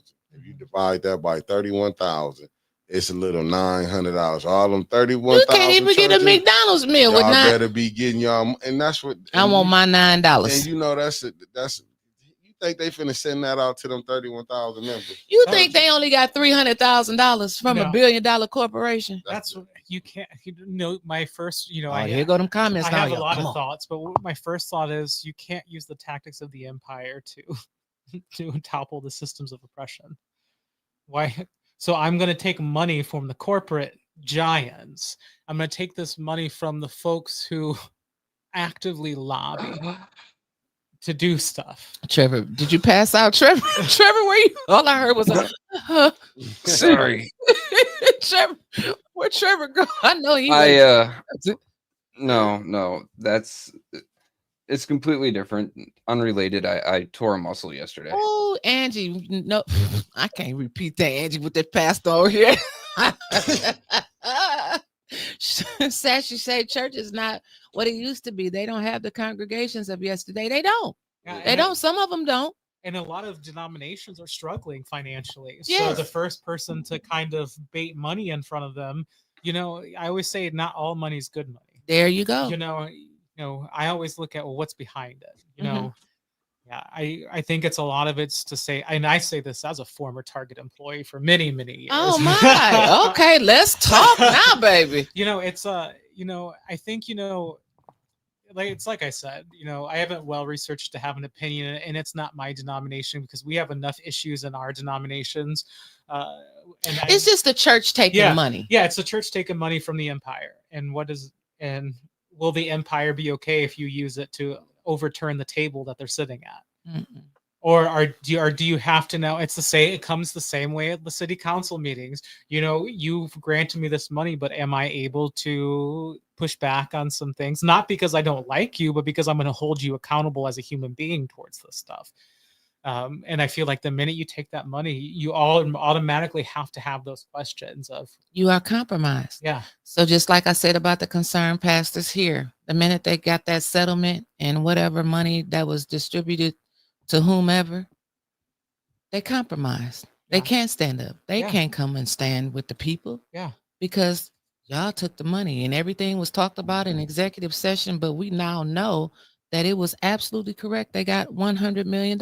So let's let the National, Baptist Convention, let them take that money from Target. We have a Target here in is it in the Black community? No. What Target have you seen in the hood? Yeah, same. And so we have a food desert in Flint. Take that money and build a pop-up free market. Oh Lord. Well, we do have Trevor. I sent you a picture. We have a all black co-op store that should be opening. You got that picture, Trevor? Because Reggie, I interviewed Reggie on here. I think they're having a meeting tonight too, but just for members. He didn't want everybody just popping up. And Reggie said, you know, it was all black co-op store. You know, I'm just keep saying all black until y'all see the picture. And it's all black this, and it's gonna benefit the food desert. This was his dream. Whoop, whoop, whoop, whoop, whoop. And it just didn't sit right with me. And maybe he can turn that into a target because we know Reggie like taking money. Well, I'm saying he did. He took 1.5. We put it up. You see the headlines. Yeah, So this is the all black store. Now it blow it up a little bit because is that Mr. Ridgeway White standing over there by Reggie? That is. And then there's Sheldon Neely. Oh, that's because Mott gave $1.5 million one time to the store being open. Okay, I understand now. So it's really not black owned, y'all. So I just want to make sure that everybody knows that this is not a black owned store. You just don't give $1.5 million to something that you're not going to be invested in or have a Wyntis, I got a question for you because I'm getting older and my eyes may not be working so well. What does the sign say on top of that building? North Flint Reinvestment Corporation. Oh, okay. Yeah, that's what I thought. Now, this is before they painted it the African colors. Before they did anything, they had the groundbreaking. They had about 2 or 3 of these. Okay. But but they do need to stop that though when they say it's but I want to Uncle Carl said it's a rigmarole store. I know that's right, Uncle Carl. Yeah, they do need to stop that though. But I think them be them little catchphrases when they say, "Oh, this is black owned," but damn, how much Mott done gave to it so far? And don't nobody give money up when it's black owned. I mean, only blacks put into it. Unless Mott them is black, and I don't know nothing about. You know what I'm saying? Last time I checked. And I'm not trying to be, being disrespectful. I'm just saying in general, they putting that out here. But see, we so used to pastors lying. Whoop, whoop, whoop. Wait a minute. Hold on. Donnell just gifted 5 memberships. Who were the lucky recipients? Raymond Sampson. Was that Javier Ellis? How you say that name? Javier Ellis. Bonnie Vanner. Angie. A Spites, and 1, 2, 3, 4, 5. There you go. Welcome to the blue side, y'all. Welcome to the blue side. Okay, sorry. Back to you, Mick. No, I'm just saying this is what we so used to. Like these pastors lying is downright diabolical. That's why when they say, like I said, we seen Pastor Harris. I'm not picking him out, but I am president of the Concerned Pastors. Of the Concerned Pastors. Guess who he was standing with when she got up there and lied and said Dennis called her a monkey? Liddell Lewis. And Bishop was up there. It was other people up there too. They stood with that lie. And then Pastor Harris, when he came to council, then had to come back and let's start all over. Let's forget it.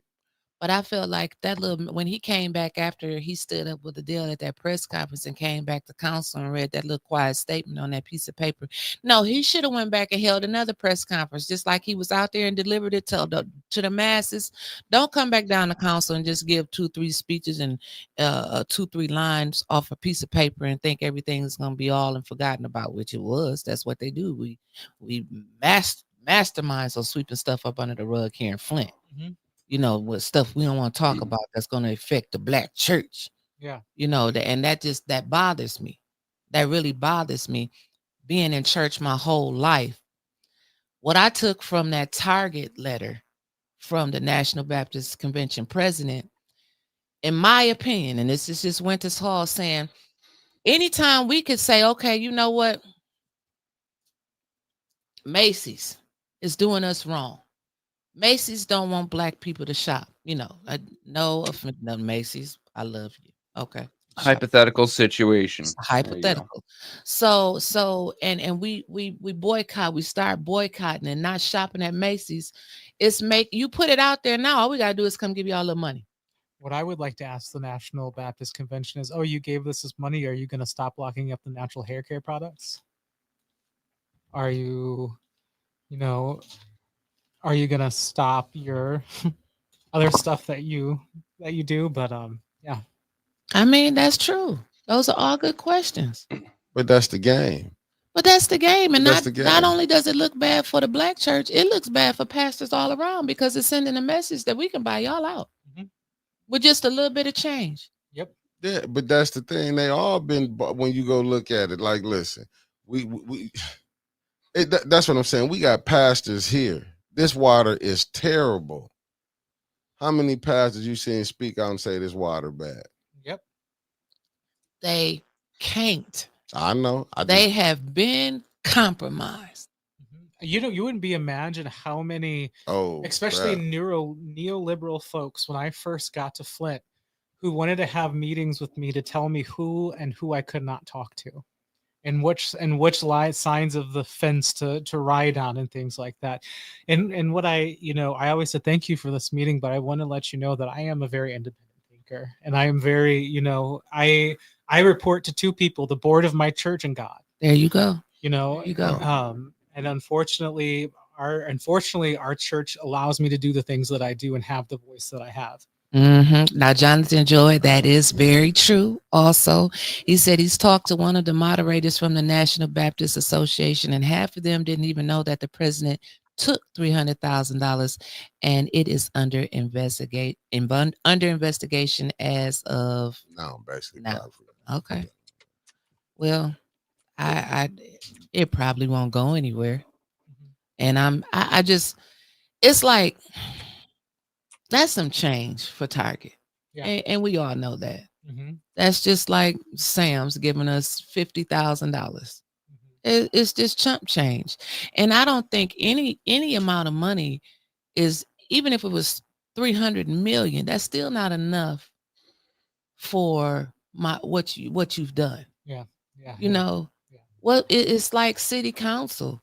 What's the use of going through all of these boycotts and press conferences and just to go back to the same thing that we were doing? Yeah. 100%. So, yeah. Sorry, I'm saying this question here. Have you received any backlash or retaliation since coming? Oh, you can go on People's Church's Facebook page and you can see all of the press releases that I've released, and you'll start seeing some comments on it. Like I had one guy. And a lot of the pushback I get is a lot from a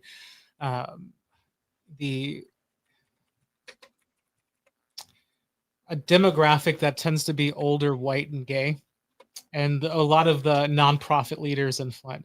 One comment was, "I don't think this is how you build membership at a church." Oh wow! And one thing about me is that I'm always going to respond back. I responded back that, I think it makes our church more relevant because we're going outside of our four walls and listening to the people. We're not out here, I'm not here to have an opinion either way. I'm here because I heard the people of Flint crying. And even though I don't believe that there's this shift that comes when I became ordained, but I know that I have a silent authority with my collar and putting a reverend in front of my name, and I want to use that to amplify those cries. I'm not here for an agenda. I'm not here for anything other than the folks that God has called me to be with. But a lot of them are just anonymous calls, so we'll get anonymous voicemails just saying how much shit we are and hope that I go to hell, and then I'm sure it'll give, even me being on this podcast, I'm sure I'll get some kind of... You're going to get a lot of hate, boss. Just be ready for it. But the thing is that this is just another platform, and again, it's another platform. Do I agree with everything? Probably, maybe not that everything goes on here. Do I agree with the messaging? Maybe not. But the thing is that we're still a human and we still have a voice that we can use to amplify. And that's why I'm here, because what lacks in our society today is being able to have conversations like this. And we have to have these hard conversations. Yeah. We have to. Yeah. I mean, even that's how I was talking about Claire. There are folks who she's been able to organize who are very conservative, who doesn't recognize my being, who doesn't recognize my marriage, but who will get up and say, what's going on in Flint is messed up and we need to do something about it. So we can agree on that point. There's an organizing phrase that I was taught by my mentor back in the day, is that no one is ever an enemy and never an enemy and never what's it called, a friend, because it'll change in the organizing field day by day, but it's how can you use that relationship to build up people. When I was in Connecticut, there's folks that helped us advocate at City Hall for affordable housing, but then we went to the state house and we were on either sides for abortion, so no one's in this field, no one's ever truly a friend or an enemy. It's that base human level, and how can we work together for the betterment of other people, putting our own personal stuff aside. Okay. Well, I got another topic I want to shift to real quick. I want you to chime in on, because I know you got a lot to say about this and you don't even know what's coming your way right now. But the People's Church is right across the street from our favorite Emily Scissorhands, her new little shop. But anyway, we have a homeless situation here in Flint. 100%. And it amazes me that they will find money for things that they want to do downtown. Like I believe Job Corps should be a program here in Flint. It should be funded at the federal level, like all the rest of them are. But the city found $25,000 to dump to Job Corps to help them. I don't think it passed, but why can't we find $25,000 to help these homeless people? It seems like the homeless problem in Flint has gotten worse over the last 3 or 4 years. 100%. Yeah. And you think about, before I came to People's Church, we have that plaza area. And that's what I'm saying. They sleep out on the bench, so, right? Yeah, not so much anymore, because we've been able to get resources and help for that. But when I first got to People's Church, the first thing I asked is, we have how many nonprofits in the city of Flint? We have how many shelters in Flint, and no one can come to the table to help me and help us. It's up to People's Church of Flint to fix the housing crisis and the homeless issue in Flint. Granted, when I got there, there was issues going on that, we had drugs coming in, we had weapons coming in and things like that, and asking for help. And they're like, oh, the city doesn't have money. I remember having a meeting, I can't remember who within the city, like, hey, all we had out there was a place for someone to sit, someone to plug in to charge their phones, and water, just basic human needs. Why can't the city do that? Oh, the city doesn't have money. Oh, but you want this little church that has less than a $200,000 budget to fix this issue. I think it's all crap.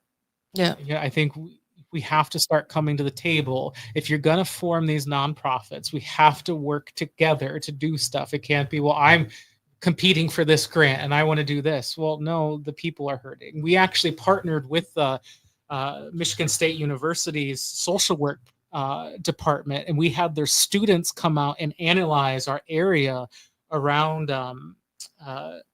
People's Church and tell us what the issue is. How can we advocate it? We did a whole study. Did it go nowhere?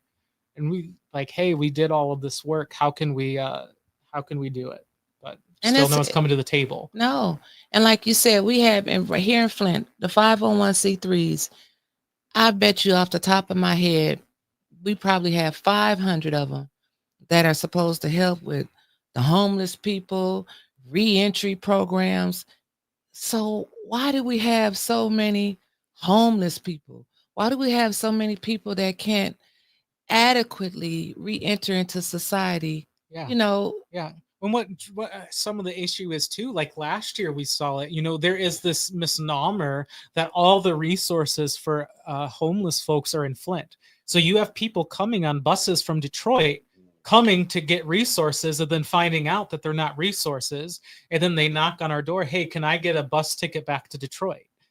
Wow. I did not know that. Yeah. So, the issues of our unhoused folks goes pretty deep that folks don't want to see, because there's a level of dehumanization, which they also talked on that podcast. Are you serious? About the dehumanization of the city council members, but that's another story, as they were continuously doing it anyways. But there's not enough education. There's not enough around it. It's around this issue that we're not talking about it enough. No one knew about that. Last summer, I can count at least enough on two hands the folks that came from Detroit looking for service. Oh, I heard Flint has this. Well, no, our shelters are full. I would call in the mornings of the shelters. Do you have any beds, just in case someone came and I can refer them somewhere? We're full. Well, where's all these resources? Right. Yeah. And that's sad when all the shelters in Flint are full. Yeah. That should tell you right there, we need to do something. Yeah. You know, and I understand we're funding the shelters to help with the homeless, but what programs do we have that are going in there instead of just opening the door and pushing them back out on the streets every morning? How about some training camps? Cold-blooded. Yeah. You know, something to stabilize them, help them get back on their feet. Get a job. Get a job. What about, the tiny home project? What about the veteran homes, affordable homes? Because do you understand they putting these people out? Now, it's summertime. Now, it's hot, though. But do you know these people getting put out at 5 and 6 in the morning in the wintertime? Yeah. Yep. And they're told to go find a job, but they have nowhere to shower. Or they don't have clothes. Or better yet, how about you let the folks eat without having to sit through a 30-minute worship service? Who are already on the streets, who are already just struggling. You know, if you want to evangelize, do it afterwards. Right. You know, don't make people sit through something just to get food. Right. To get your message across so you can get more funding. But this to show you things, this how bad this city is. But poverty is money and poverty. Yes, it is. And people don't want to admit that it's money and poverty. Why you don't think you see homeless spots over in affluent neighborhoods? Right. Yeah. And pretty soon, I think they're going to move them from the downtown area. Yeah. And this is something I don't mind asking because I've asked in public air. Has anyone ever asked how much the folks that they train at Blue Line Donuts to work there? What they call it job training. So the folks who stay in the shelter help make the donuts for Blue Line Shelter. Wow. And then sell it, but they classify it as job training. So they don't get paid? I don't know. I haven't found out that answer yet. Oh, because I remember, because I went down there before and I asked questions. I didn't know they used to make the donuts at Carriage Town before they got that building. Yeah. Yeah. I'm pretty sure. And then I've sent a letter asking, hey, how much do they get paid? They getting some money because they got a blue light. That's what they see how that is. Mm-hmm. They still work in the system. That's why I was so animated. I didn't do it because I was being respectful, but I damn near could have blew my top when I'm hearing about summer jobs. Like what really kid these kids know how to get money now. What kid is really gonna go work them summer jobs? I damn sure know the ones who out here shooting ain't worrying about no summer job getting money that way. Right. You got to go at them totally different because they not going. You cannot tell them. You cannot be preaching Jesus or Muhammad to these individuals, and they got to go home raining in the house. We just had a bad rainstorm. Houses being rained in. How you gonna be telling them this when they got to go out in the street and they losing friends, and you telling them about Jesus and it's not gonna register to them. No. It's not registering to them. We're going to do all this job training, but we're not going to bring the jobs to Flint. That's crazy. I think I said in my last speech, let's make Flint a place that's easier to live in and not leave. We can have all the job training we want, but when you're like how you said, I can have all the job training I want, but when I'm in survival mode and I need to feed my kids, I need to feed myself. My person just got shot. Okay, cool. I can hang drywall. But I also need to make sure I'm taking care of, other stuff. Mm-hmm. Go ahead. A lot of these kids. There's one young man when I was living on Sloan. He could not get a regular job. He didn't have any of his paperwork. I don't know what happened to it. That's fine. So he just mow yards. He was a good kid. I really liked him. The problem is that a lot of these kids, when they're out trying to, do their grind, whether it be, just mowing yards, washing windows, or whatever else they may do, we'll put it like that. A lot of the looks they get and a lot of the disparagement they get, the last thing they want to do is show up to like a summer job program. And a lot of the looks that they're going to get because they've been out working anyway. I saw, firsthand, these kids come in dirty as hell because they've been working. And the first thing they get is, well, why aren't you dressed up and ready for this, super important thing that we've set up for you? Because you're paying jack followed by shit. These kids have to make ends meet one way or another. This young man, I saw him again at Club Sunoco. He and I were talking about, hey, my place could use a mow. I got a mower for you. You don't have to lug that other one around. He's like, cool, I'll be there at 4. This really big biker looking white dude comes up and says, you're the reason America's so screwed up. You need to get out of the way. Go find a job. I'm like, I'm giving him a job right now. How about you go drink that gasoline? I was not very happy with the way he was treating this young man. But it's true. These kids, they're having to go out and, that summer job program, they're getting paid very little.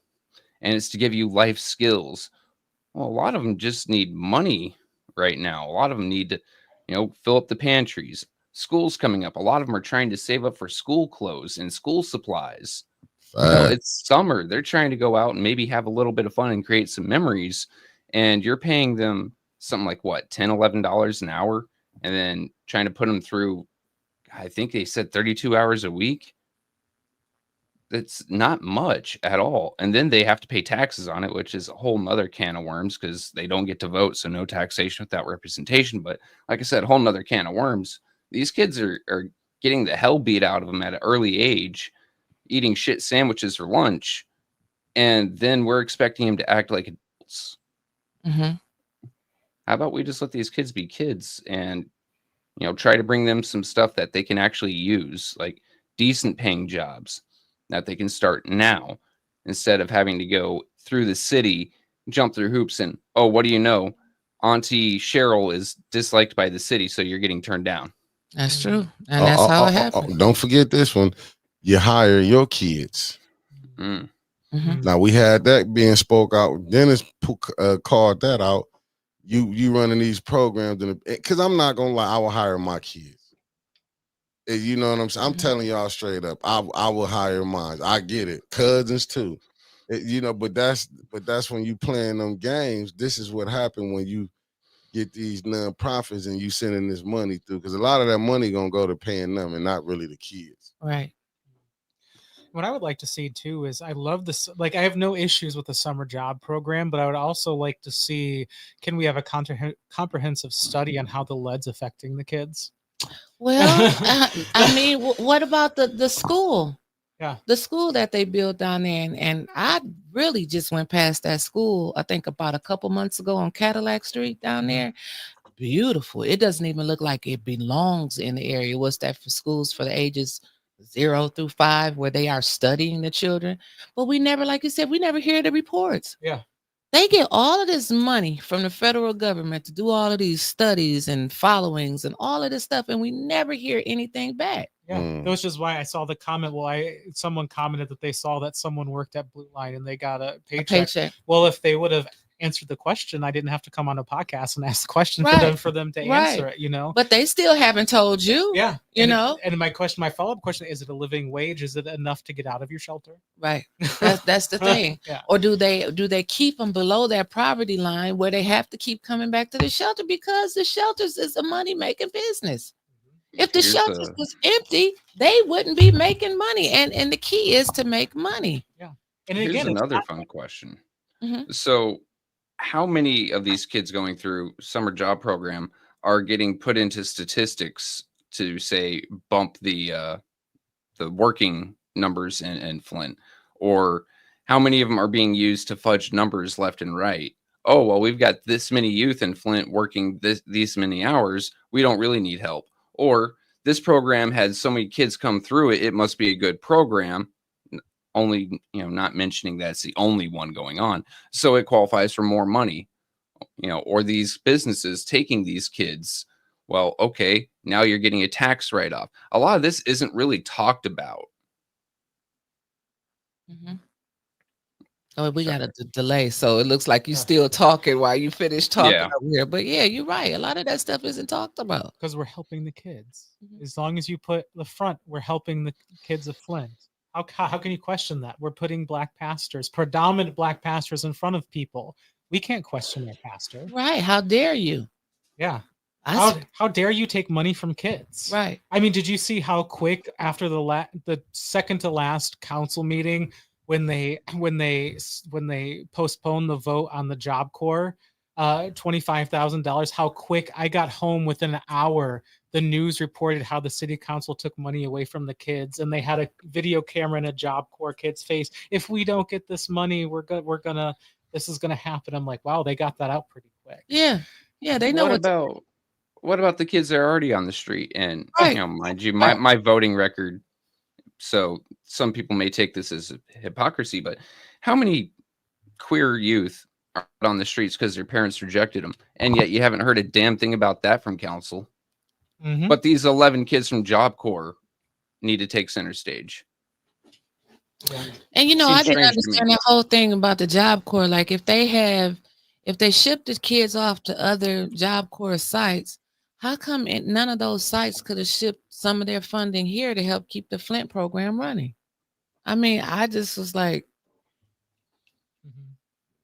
what's going on? And then when you sit up there on council and they ask the lady, and then administration says, well, I tried contacting the lady, but she didn't really know how many kids they have left. How do you not know how many kids you have to account for that's going to be in your building at night?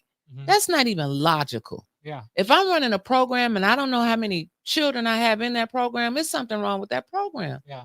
That goes back to me asking council, how come nobody on council has asked? I mean, they have said we should, here and there, they say it throughout the crowd or, on a podcast. And I'm not just picking. I don't want y'all to run and say I'm talking about Tanya's podcast. All of them have been on podcasts before. And they'll say these great ideas on podcasts, but we don't hear anything up there. How come they don't ask these people that received ARPA funding to come back? And what are you doing? Has it benefited any of the children or the seniors that you said we're going to help? I can answer that. What's going on? And it's just my opinion. I know I'm pissing people off. I think what the other ones is doing is that they trying to wait till they get that fifth vote. Then they can. I'm just saying I could be wrong, and I'm not trying to bail nobody out. I just think they say that, and then they trying to wait. But then when just say they don't get that fifth vote, then we be right back to where we at. Amen. Yeah, and that's why I do agree with you. Ask that not why you got a 4-4 split, because you don't know. We praying. I'm praying Miss Biggs get in there. But that's something you can put on the floor without a fifth vote. Look, how many times did Mays put something on the floor and he was the only damn person to vote for it? He still put it out there on record to let the people know, like, hey, I asked about it. Them other 8, they didn't vote for me, but y'all can't say I didn't ask. Yeah. Just ask. Yeah, and what I would like to, in the sport of transparency, and I would like to put a challenge out to the churches and to the nonprofits in the area. At People's Church and formerly Woodside, we received funds for the water crisis. I would like to ask how many churches and nonprofits still have those funds and are still paying off helping people pay their water bills. Because I know People's Church, we still are, and we still have those funds and still paying water bills. Churches got money to help pay water bills? Yes, and from some of the funding to help with the water. Oh. We got to find out who. We don't have much. We don't have much left, but we're still helping folks still pay off their water. I mean, even like at Vermont Christian Church, we helped pay for them to get water filters and water filtration systems in their building. And then, the Woodside was really large in the water crisis, and we still have funds that we took in. Not all were from federal funding, but we got a lot of donations, and we haven't touched that water except to help people recover with their water bills. And I bet where every penny has been. 100%. Yeah.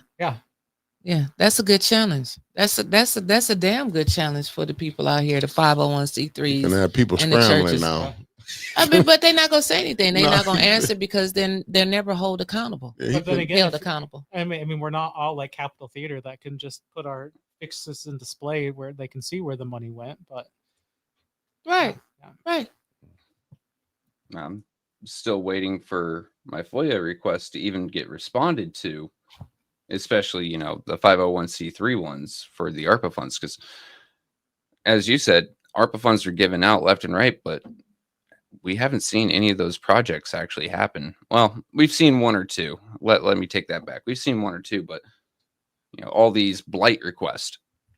How many houses that they specifically put on their ARPA, request form saying, yeah, I need money to go fix this up, still have mattresses that were there 3-4 years ago, or tires, or trash bags that haven't moved. That's true. That money could have been spent a lot better, in my opinion. I mean, home repairs first and foremost. How about just replacing pipes through more than 120 homes throughout Flint? Because you've got literally thousands of homes that people are living in, and you may fix all the lines. They haven't, but you may fix all the mains and all the service lines going to houses. Until you fix pipes inside someone's home, you still have heavy metals. You still have PFAS. You still have petrol-based chemicals that people are ingesting. And there's nothing they can do about it. Bottled water is expensive. Water filters don't get everything out. Wow. I seen Deborah Luna said Catholic Charities sold their 3 apartment complexes. Which ones did they own? Well, I know they were all affordable housing, right? Even like the new ones that they building up on Flushing Road. When they first started building, that was supposed to be veteran housing. Yeah. Now I hear it's only going to be about 6 apartments are going to be dedicated to veterans. The rest is going to be affordable housing. But how many of us know that affordable isn't really affordable in Flint? It's not. Yeah. It's not. I mean, for a single parent, or hell, you can have 2 working people that's just working regular jobs in Flint. If you have 3 or 4 kids, a 3-bedroom townhouse is costing you damn near $2,000, but that's affordable. It's not affordable. Yeah. And I'm wondering what more pastors would understand this if they actually lived in the city and intermingled in with the folks. They all moved out from the city. Most of them started in the city, but when you make it, they move out. Yeah. They move out. Mm-hmm. But you stand there and you have eulogized plenty of people throughout the water crisis. Yeah. That have died from Legionella. Yep. You have looked over these families and these bodies, some of them in their own families. Mm-hmm. And it still hasn't struck them in any way to me. And that's just mind-boggling. Yeah. And I would be the first to admit transparency. I think I live right on the line of Flint Township in town, but I live in a 2-bedroom apartment. That's not the best thing. I won't give exactly where I live. Don't do it. Don't do it. I always say you have to live where the sheep are. If not, you're susceptible to some of that stuff, because now you have to keep up a lifestyle. You have to go through a crisis, move to Lake Fenton. Right. There you go. Yeah. There you go. Well, I want to thank you so much for joining us today. I want to thank you for speaking out. I want to encourage you to stay encouraged and keep speaking out. And I'm going to make sure I'm going to make it a promise to you that anything that I do, I'm going to call on you. Amen. So that you will know and you can stay involved in the community. Amen. Because I appreciate you. And thank you and the show just for the platform and having me. And, for you watching, I know maybe some of you don't agree with everything I say, but if we can find that 1% that we can both agree and organize on, let's do it. And we can disagree about the rest. We don't got to talk about the rest. But if we can find one way to move Flint forward, let's do it. Let's do it. That's right. Mick, Trevor, any last words? No, I just want to say the article I put up was from September 2023. So I think they gave up on those, quote, tiny homes that they're looking to put up for vets. Because I don't think anyone's seen any movement on that. Honestly, I get tired of all these charities and political organizations using the words children and veterans for their own financial benefit or political benefit. It's getting really tiring to me. You can't just keep using those same keywords to get yourself money and then not follow through with it. You're using the most vulnerable in the community. Hell, next you're going to see them start using seniors. Well, let's just say the city of Flint starts, oh yeah, we're looking out for our seniors. You mean the ones you beat in city council? Oh, my bad. Well, Mickey? On that note, family, peace. We did not gather here to ask politely. We are here to declare with one voice that injustice has met its match with the people of Flint. This moment is not about one man. It's about every citizen, Black, white, Latino, Asian, Native American, and beyond, who has been ignored, mistreated, and silenced by the very systems that is meant to protect them. It's about every family who has buried their pain in silence.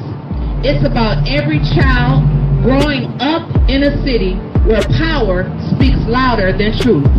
We are done waiting.